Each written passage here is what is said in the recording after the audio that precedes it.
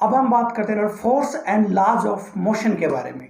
तो पहले हम डिस्कस करते हैं कि फोर्स क्या होती है। हम किसी भी ऑब्जेक्ट को उसकी स्पीड के डायरेक्शन में पुश करके उसकी स्पीड बढ़ा सकते हैं और उसकी स्पीड के डायरेक्शन के अपोजिट में पुल करके उसकी स्पीड कम कर सकते हैं, या फिर हम उसकी डायरेक्शन चेंज कर सकते हैं। कोई ऑब्जेक्ट इधर जा रहा है, हमने उसको पुश किया, उसकी डायरेक्शन चेंज हो गई। तो फोर्स जो होती है वो यही काम करती है, या तो किसी के ऑब्जेक्ट की स्पीड बढ़ा देगी, या किसी की स्पीड कम कर देगी, या फिर उसकी डायरेक्शन चेंज कर देगी। और जैसे कि हमारे पास कोई रबर बॉल है, हम उसको अपनी हथेलियों के बीच में पुश करके उसकी शेप चेंज कर सकते हैं। जैसे कि पहले वो स्फेरिकल शेप में थी, हमने उसको अपनी हथेलियों के बीच में कंप्रेस करके उसकी एक ओवल टाइप की शेप बना दी। तो हमने क्या किया, उसकी शेप चेंज कर दी पुश करके। यानी कि जो फोर्स जो होती है वो किसी भी ऑब्जेक्ट को मूव करवा सकती है, उसकी स्पीड कम या ज्यादा यानी कि चेंज कर सकती है, या उसकी शेप चेंज कर सकती है। और जब किसी ऑब्जेक्ट की स्पीड कम या ज्यादा होगी, यानी कि उसकी जो वेलोसिटी है वो कम या ज्यादा होगी, उसमें चेंजमेंट होगा, तो हम कह सकते हैं कि उसमें एक्सेलरेशन है। और जो एक्सेलरेशन है किसकी वजह से आया, हमने उस पर जो फोर्स अप्लाई की उसकी वजह से आया। यानी कि एक्सेलरेशन फोर्स की वजह से होता है। So force is the cause which can produce acceleration in the body on which it acts. So किसी बॉडी में एक्सेलरेशन का मेन कॉज होती है उस पर लगने वाली फोर्स।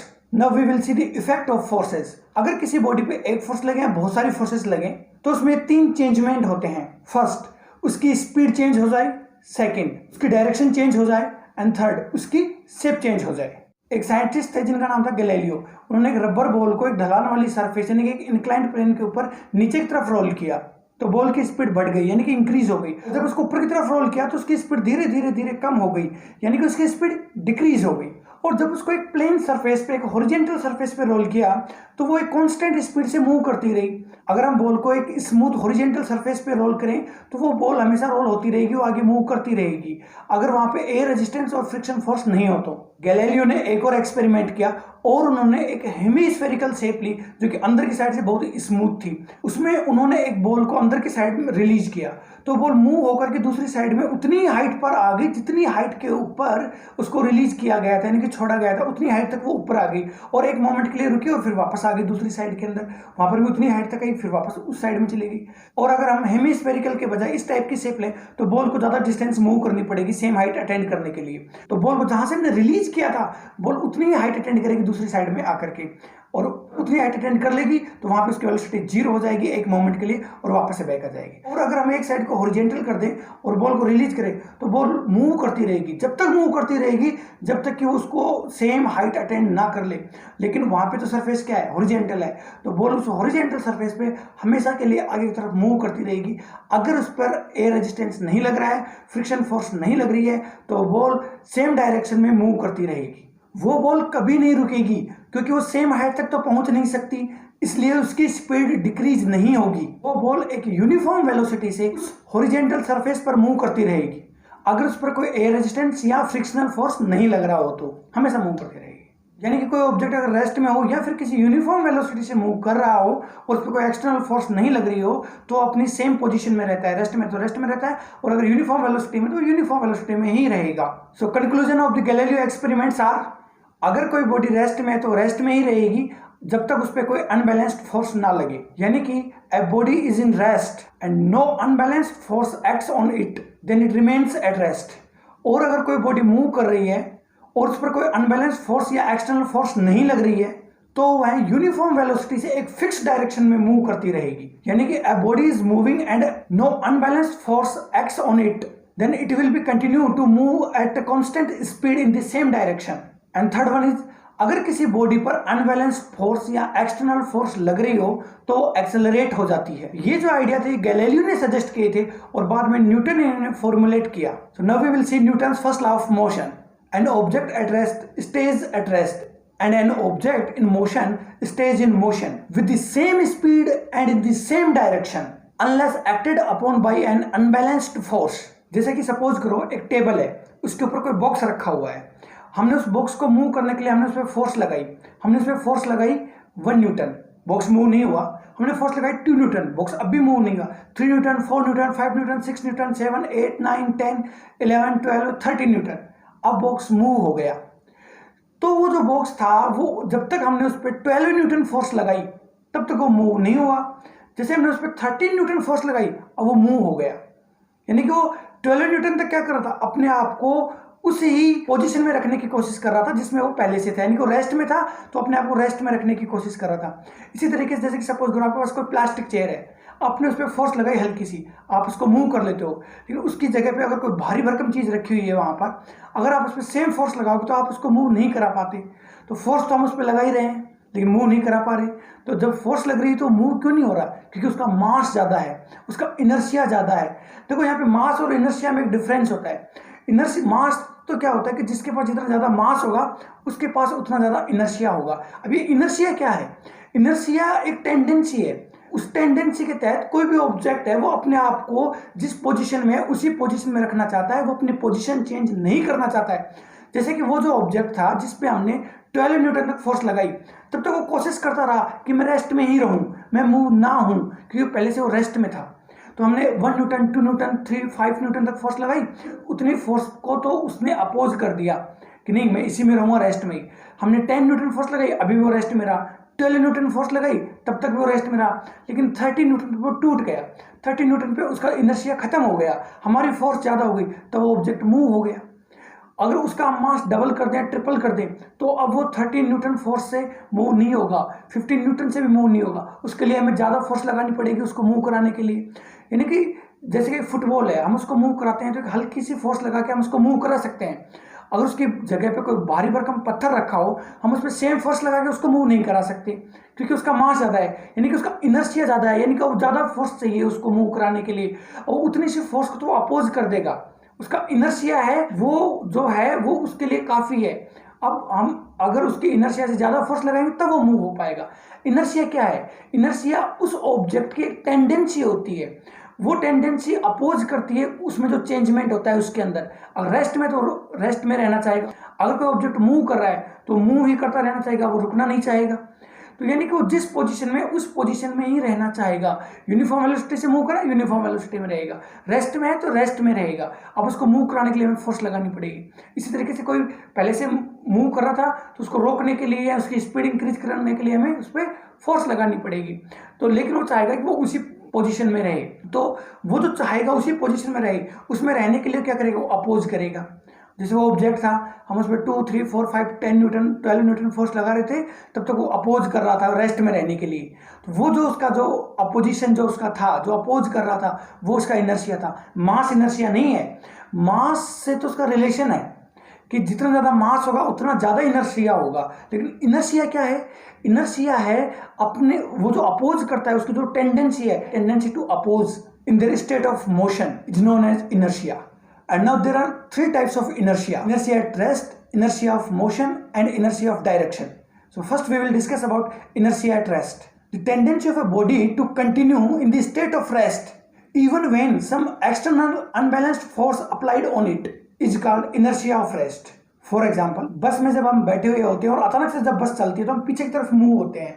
पीछे की तरफ क्यों मूव होते हैं, क्योंकि हमारी जो बॉडी थी वो रेस्ट में थी, पहले बस एक्सेलरेट हो गई, वो मूव हो रही है, तो हमारी बॉडी तो यही चाहेगी ना कि वो रेस्ट में ही रहे, क्योंकि हमारी बॉडी का जो इनर्शिया एट रेस्ट है वो रेस्ट में रहना चाहेगा।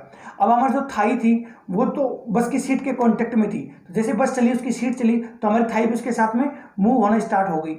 अब जो बॉडी के अपर पार्ट थे, जो हमारा जो पेट था, हमारा जो चेस्ट थी, हमारा जो नेक थी, हमारा जो हेड था, ये सब रेस्ट में रहना चाहेंगे। तो थाई आगे जा रही है, उसके साथ में ही जो हमारा जो स्टमक है वो उसके साथ में थोड़ा सा आगे जा रहा है। अब थाई आगे जा रही थी, उसके साथ में हमारा जो स्टमक है वो भी थोड़ा सा आगे जा रहा है। अब जो स्टमक आगे जा रहा है तो चेस्ट को भी आगे लेके जा रहा है, लेकिन चेस्ट थोड़ा पीछे है। अब जो हेड है वो उसके पीछे है। जैसे बस चलेगी तो हम इस तरीके से पीछे की साइड में हो जाएंगे। तो क्योंकि हमारी बॉडी किस में है, रेस्ट में, वो किस में रहना चाहेगी, रेस्ट में रहना चाहेगी। सेम इसी तरीके से हम दूसरा एग्जांपल लेते हैं। यहाँ पे ग्लास के ऊपर एक थिन सीट रखी हुई है और उसके ऊपर एक कॉइन है। जब हम इस थिन सीट पे फोर्स अप्लाई करते हैं तो ये अपनी जगह से मूव हो जाती है, लेकिन जो कॉइन है वो मूव नहीं होता, वो ग्रेविटी की वजह से उस गिलास के अंदर गिर जाता है। वो मूव क्यों नहीं हुआ, क्योंकि उसका इनर्शिया रेस्ट में था और वो रेस्ट में ही रहना चाहता है, इसलिए वो मूव नहीं हुआ। नीचे क्यों गिरा, ग्रेविटी की वजह से गिरा, वो अलग बात है, लेकिन वो आगे तो नहीं गया ना उसके डायरेक्शन में, क्योंकि उसका जो इनर्शिया जो रेस्ट में था वो रेस्ट में रहना चाहता था। जैसे सपोज करो कि हम किसी कारपेट पर खड़े हुए हैं और किसी ने आके कारपेट को खींच लिया, तो जैसे ही कारपेट को खींचा तो कारपेट मोशन में हो गया। अब हमारी बॉडी तो रेस्ट में थी, वो रेस्ट में रहना चाहेगी, लेकिन हमारे जो शूज़ थे, जो उसके कारपेट के जो टच हो रहे थे, वो उस कारपेट के साथ आगे की तरफ मूव होंगे। अब उसके ऊपर जो एंकल का पार्ट है वो अपनी जगह पर रहना चाहेगा, लेकिन वो जो शूज़ का जो नीचे का जो हिस्सा है उसके कॉन्टेक्ट में है तो उसके साथ में आगे जाएगा। अब हमारा जो उसके ऊपर जो लेग है वो उसके साथ में थोड़ा और आगे जाएंगे, बाकी अभी जो बॉडी है वो रेस्ट में ही है।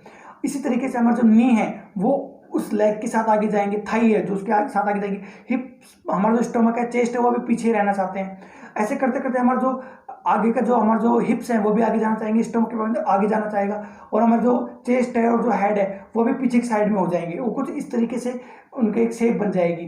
तो जो हमारे जो लेग्स वगैरह थे वो आगे की तरफ चले जाएंगे और जो स्टोमक हेड है वो पीछे की तरफ रह जाएंगे, क्योंकि वो रेस्ट में है, रेस्ट में रहना चाहते हैं, क्योंकि इनर्शिया ऑफ रेस्ट है वहाँ पे, और हम नीचे गिर जाते हैं धड़ाम से। एक और एग्जाम्पल समझते हैं, जैसे किसी कारपेट के अंदर बहुत सारी डस्ट होती है, हम एक स्टिक लेते हैं और उसको बीट करते हैं कारपेट को। तो जब हम कारपेट को बीट करते हैं तो अचानक से उसके अंदर मोशन आ जाता है और जो डस्ट पार्टिकल थे वो अपनी जगह पे रह जाते हैं, क्योंकि उनका इनर्शिया जो है वो रेस्ट में है, तो रेस्ट में रहना चाहेंगे, और जो कारपेट है वो आगे मूव कर जाएगी। तो उसमें से क्या डस्ट निकलती है, जब हम किसी भी कारपेट को या ब्लैंकेट को किसी स्टिक से बीट करते हैं तो उसमें से डस्ट इस वजह से निकलती है क्योंकि उसके जो डस्ट पार्टिकल थे वो रेस्ट में थे, उनका जो इनर्शिया है वो रेस्ट में है और वो रेस्ट में रहना चाहता है, इसकी वजह से उसमें से वो बाहर की तरफ आ जाते हैं। इसी तरीके से जब हम किसी फ्रूट ट्री की ब्रांच को हिलाते हैं तो उसमें जो फ्रूट्स होते हैं वो सेपरेट होकर नीचे गिर जाते हैं, क्योंकि वो रेस्ट में थे, वो रेस्ट में रहना चाहते हैं। ब्रांच को हमने मूव करा दिया तो वो वहां से सेपरेट होकर के नीचे की तरफ आ जाते हैं। Now we will discuss about inertia in motion, the tendency of a body to continue in the state of motion even when some unbalanced force are applied on it. It is called the inertia of motion. यानी कि अगर कोई body motion में है तो motion में रहना चाहेगी, हम उस पर कुछ फोर्स अप्लाई भी कर लेंगे तब भी वो मोशन में रहना चाहती है। और ये उसका जो इनर्शिया है जो अपोज कर रहा है उसमें जो चेंजमेंट के लिए, उसे हम बोलते हैं इनर्शिया ऑफ मोशन। सपोज करो आप किसी बस में ट्रैवल कर रहे हो और ड्राइवर ने अचानक से ब्रेक अप्लाई कर दिए तो हम आगे की तरफ जाकर के गिरते हैं। हम आगे की तरफ क्यों जाकर गिरते हैं? क्योंकि हमारी बॉडी किस में थी? मोशन में, और वो किस में रहना चाहती है? मोशन के अंदर। ब्रेक लग गई तो पैर जो थे वो बस के फ्लोर के साथ रेस्ट में थे, जैसे ब्रेक अप्लाई किया तो बाकी बॉडी तो किस में? मोशन में, तो आगे की तरफ हम गिरेंगे। क्यों? इनर्शिया ऑफ मोशन है, हमारी बॉडी मोशन में, वो मोशन में रहना चाहती है, इस वजह से हम आगे की तरफ गिरते हैं। इसी तरीके से जो एथलीट होते हैं वो अपने रेस कंप्लीट करने के बाद में कुछ डिस्टेंस आगे तक मूव करते हैं, क्योंकि उनकी बॉडी किस में है? मोशन में, तो मोशन में रहना चाहती है, इसलिए वो कुछ डिस्टेंस कवर करके फिर रुकते हैं। वो रेस्ट में आने के लिए मस्कुलर फोर्स अप्लाई करते हैं ताकि वो रेस्ट में आ सके, लेकिन उनकी बॉडी मोशन में थी तो कुछ डिस्टेंस आगे तक वो मूव करते हैं। तो वो अचानक से क्यों नहीं रुक पाए? इनर्शिया ऑफ मोशन की वजह से। अगर हमारे शूज पर बर्फ लग जाए या फिर कीचड़ लग जाए तो हम उसको दीवार पर दे करके स्ट्राइक करते हैं शूज को। स्नो या जो मड है वो हमारे पैर के साथ मोशन में होता है और पैर तो स्ट्राइक करने से रुक जाता है, लेकिन वो मड या जो स्नो है वो आगे की तरफ निकल जाती है, और इससे जो हमारे जो शूज है उस पर से हम मड या स्नो को रिमूव कर सकते हैं। तो ये सब किसकी वजह से हो पाते हैं? ये इनर्शिया ऑफ मोशन की वजह से हो पाते हैं। Now we will discuss about the inertia of direction. The tendency of a body to oppose any change in its direction of motion is known as inertia of direction. For example, suppose a car takes a turn along a curved path, then passenger experiences a force acting away from the center. ये force passenger को एक straight path में continue move कराने की tendency को show करती है। इसी तरीके से अगर हम एक रस्सी लें और उसके एक पत्थर बांध लें और उसको हम रोटेट करें और रस्सी अगर कहीं पे टूट जाएगी तो जो पत्थर जो है वो उसके टेंजेंट की डायरेक्शन में मूव होता है, एक स्ट्रेट डायरेक्शन में मूव करता है। It shows that inertia don't want to change its direction. Sparks produced during sharpening a knife goes tangentially, and water drops striking to cycle tires are found to fly off tangentially. So ये सब show करते हैं inertia of direction. So we can define force by Newton's first law of motion. According to first law of motion, if there is no force, there is no change in the state of rest or of uniform motion. In other words, if a force is applied, it may change the state of rest or of uniform motion. If force is not sufficient, it may not produce a change, but only try to do so. Hence, force is that which changes or try to change in the state of rest or of uniform motion of a body in a straight line. So now like, share and subscribe my video, and if you want my notes then tell me in comment section. See you in the next lecture.